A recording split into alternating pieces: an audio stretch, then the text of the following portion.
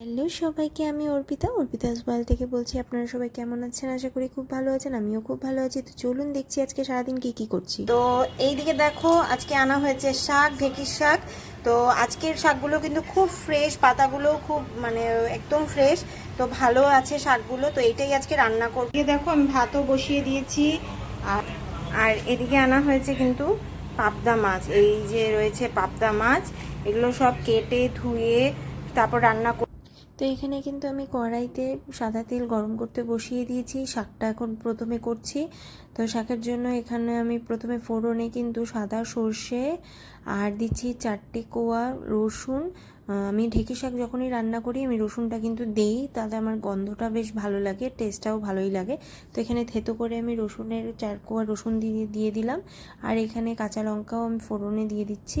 আমি শুকনো লঙ্কা রান্নাতে খুব কম ব্যবহার করি না বলতে গেলে। তো তার জন্য এখানে আমি 3টে লঙ্কা দিয়ে দিয়েছি, 2টো পাকা লঙ্কা আর একটা হচ্ছে কাঁচা লঙ্কা। আর ঢেঁকির শাকটাকে পুরো ধুয়ে কেটে রেখেছিলাম ভালো করে, তো সেটাই আমি দিয়ে দিলাম। আর এখানে দিয়ে দিয়েছি লবণ আর দিয়ে দিব হলুদ। এটাকে আমি এখন ঢেকে ঢেকে রান্না করে নেব। তো এটা এখানে আমি ঢাকা দিয়ে রেখে দিলাম কিছুক্ষণের জন্য। ততক্ষণে আমি সাইডে পাবদা মাছগুলো সবগুলো ধুয়ে ভালো করে বেছে কাটাকাটি করে নিয়েছি। কিছুটা মাছ কালকের জন্য রেখে দিচ্ছি এখানে ফ্রিজে, তো বক্সের মধ্যে। আর যেটা আজকে রান্না করব সর্ষে দিয়ে, সেটার জন্য এখানে ভালো করে ধুয়ে নিয়েছি। আর শাকের জন্য আমি কিছুটা কুমড়ো কিন্তু ছোটো ছোটো করে কেটে ভেজে রেখেছিলাম লবণ হলুদ দিয়ে, তো সেটাই আমি শেষের দিকে দিয়ে দিলাম। আর এখানে কিন্তু সর্ষে, পোস্ত আর কাজু বাদামের একটা পেস্ট বানাবো, যেটা পাবদা মাছের জন্য রান্না করব। তো সেটাই আমি এখানে গরম জল দিয়ে ভিজিয়ে কিছুক্ষণ রেখে দিব। আর গরম জল দিয়ে ভেজালে খুব তাড়াতাড়ি এটা নরম হয়ে যাবে, এটা পেস্ট হতে বেশি সময় লাগবে না। তো এখানে আমার কিন্তু যেটা আমি আজকে রান্না করব পাবদা মাছ, সেটা কিন্তু আমি ধুয়ে নিয়েছি। আর এখানে কিন্তু ভালো করে লবণ আর হলুদ দিয়ে কিছুক্ষণ মেখেও রেখে দেব। তাতে কি হবে, লবণ আর হলুদটা ভালো করে মাছের মধ্যে যাবে। ওপর দিয়ে কিন্তু একটু তেল ছড়িয়ে নিলে যখন ভাজবো, মাছের থেকে কিন্তু তেলটা মানে ছেটে না। কিন্তু আমার কাছে কাঁচা ছিল না, সর্ষের তেল ছিল না। তো আমাকে আজকে বাধ্য হয়ে সাদা তেলেই রান্না করতে হয়েছে। তো মনে ছিল না, নাহলে আমি কালকে কিনে নিয়ে আসতে পারতাম।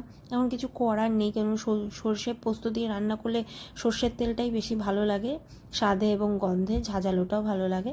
তো এখানে আমি এক এক করে পাবদা মাছগুলো কড়াইতে দিয়ে অল্প জাস্ট কয়েক সেকেন্ডের জন্য এপিট ওপিট করে ভেজে তুলে নেব, কারণ আমার পাবদা মাছ বেশি ভাজা ভালো লাগে না। আর পাবদা মাছ যেহেতু খুব নরম মাছ, যখন ভাজতে হবে এটা কিন্তু খুব মাথায় রাখতে হবে যেন প্রথমে তেলটা কড়াইটা প্রচণ্ড হাই হিটে গরম করে নিয়ে তারপর কড়াইতে তেল দিয়ে, তেলটা যখন খুব ধোয়া ওঠা গরম হবে তখনই কিন্তু মাছটা কড়াইতে দিতে হবে। তাহলে মাছটা কি হবে, কড়াইয়ের গায়ে কিন্তু লেগে যাবে না।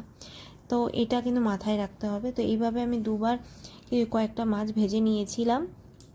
তো ভেজে নিয়ে এখানে তুলে রাখলাম। তো এখন আমি মাছটা তৈরি করব। তো মাছের জন্য এখানে আমি তেল গরম করে দিয়েছিলাম কালো জিরে ফোড়নে আমি একদম বেশি কিন্তু কিচ্ছু দিইনি। আর দিয়ে দেব হচ্ছে কয়েকটা কাঁচা লঙ্কা, দুটো সেরকমই যেরকম আমি দিই, 2টো পাকা লঙ্কা, একটা কাঁচা লঙ্কা দিয়েছিলাম। আর যেটা পেস্ট বানিয়ে দিয়েছিলাম সর্ষে পোস্ত আর কাজু বাদামের, সেই পেস্টটাই কিন্তু আমি এখানে দিয়ে দিয়েছি। এখানে একটা কাণ্ড হয়েছিল, যখন আমি পেস্টটা এই যে জল ধুয়ে দিচ্ছিলাম, তখন আমার কড়াইতে এত জোর পুরো ছ্যাঁকা লেগে গেছিলো, পুরো লাল হয়ে গেছিলো আমার হাতটা। তো এখানে আমি একটু অল্প দেখাচ্ছি, সেরকমভাবে দেখাতে পারবো না। তো জলটা দিয়ে আমি এখানে ভালো করে, এই যে আমার এখানে কি হয়েছিল, হাতটা পুরো লাল হয়ে গেছিলো, খুব জ্বলছিল কিন্তু।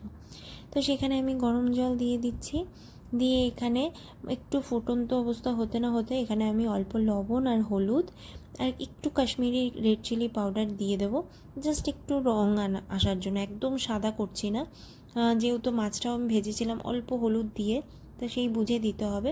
অল্প যখন ফুটে যাবে তখন মাছটাকে শেষের দিকে দিয়ে দেব।